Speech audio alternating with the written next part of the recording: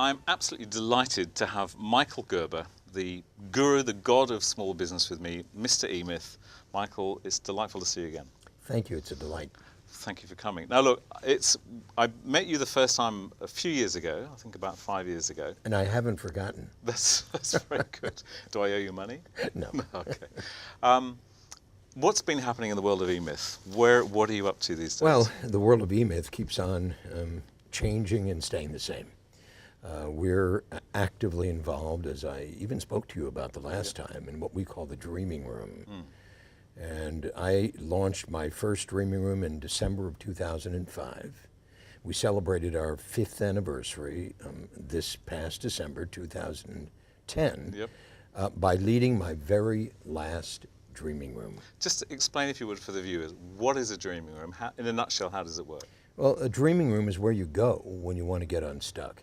Okay. A Dreaming Room is an entrepreneurial incubator. In fact, I designed it to awaken the entrepreneur within people who haven't a clue what an entrepreneur really is. They think small business owners are entrepreneurs, and in the main, as you know, I don't believe they are entrepreneurs. Okay.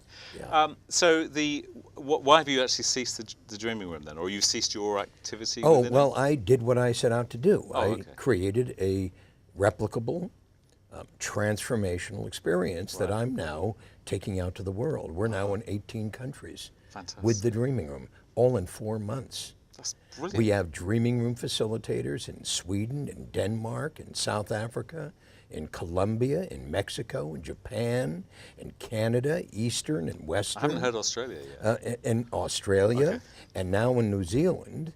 And we will have tens of thousands of Dreaming Room facilitators leading Dreaming Rooms around the world, awakening the entrepreneur worldwide. Brilliant. And tell me, within that, are there components of the E-Myth still within the Dreaming Room?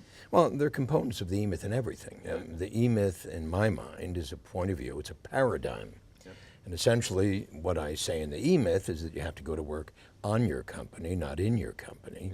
You have to create a company that works without you, not strictly because of you.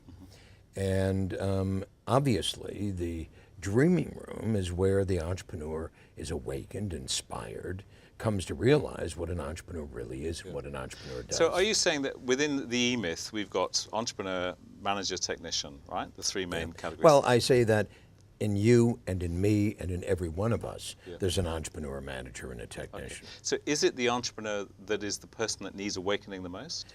Well, it's the entrepreneur that's missing. Yeah, okay. People who are technicians suffering from an entrepreneurial seizure create a job for themselves. You call them solo. We'll and come I to say, that later. and I'm saying that, they created a job for themselves. Now they're doing their own thing, and they think that's what a business is. That's not what a business is. So just to go back to the E-Myth worldwide. Yes.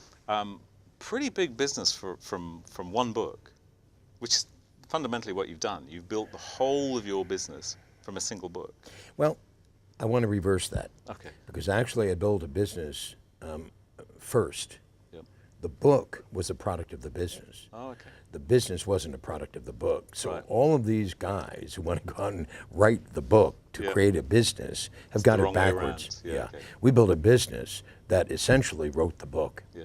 The book was actually the seminar that we created to attract small business owners to what we call the Michael Thomas Business Development Program. And we'd go down the street knocking on doors and inviting, come visit. I remember, I read the story about that, I heard it. So the book was a product of the business. The business was a product of an entrepreneurial mindset.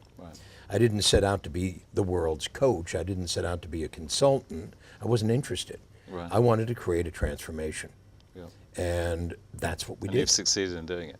So I'm really interested now. I'd like to go on to another topic in a few moments, but what's your own exit strategy from your business? You're clearly enjoying what you do. I've been walking down the street and you haven't stopped smiling. Have you got an exit strategy? Well, what is it? Not really. My exit strategy is I'm going to die. Okay. Right.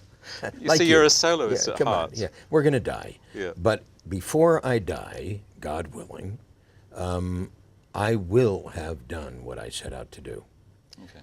With God's help, I will have done what I set out to do.